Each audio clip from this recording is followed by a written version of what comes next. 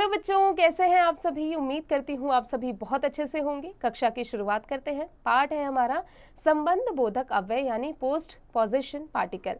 वे अविकारी शब्द जो संज्ञा और सर्वनाम शब्दों के साथ आकर उनका संबंध वाक्य के अन्य शब्दों से दर्शाते हैं संबंध बोधक अव्यय कहलाते हैं। जैसे मोनू कार के पास खड़ा है, पेड़ की डाली पर बंदर बैठा है। उपर्युक्त वाक्यों में पास व पर पद क्रमशः मोनू और कार तथा डाली और बंदर में संबंधित स्थापित करने के कारण संबंध वाचक अव्यय हैं। संबंध वाचक अव्यय के भेद। Kinds of post position particle. संबंध बोधक अव्यय के भेद इस प्रकार है। उद्देश्यवाचक, के लिए, के हेतु, की खातिर, के निमित्त आदि। विरोधवाचक, के खिलाफ, के प्रतिकूल, के विपरीत आदि। कारणवाचक, के लिए, के कारण, के मारे आदि।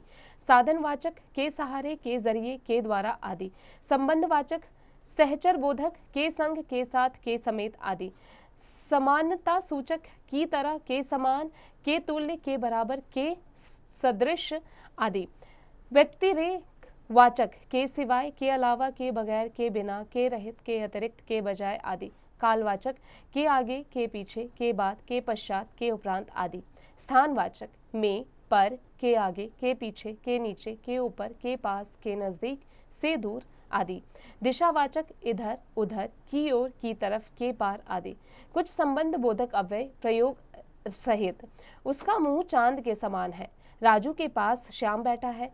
सभी यात्री नाव सहित नदी में डूब गए। मेरे घर के सामने एक पेड़ है।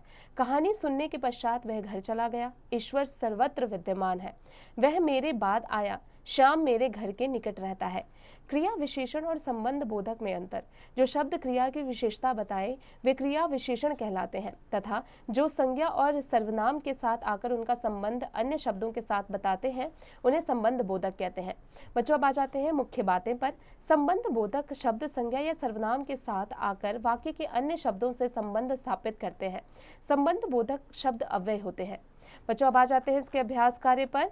बच्चों, अब आप इसका अभ्यास कार्य स्वयं कीजिएगा।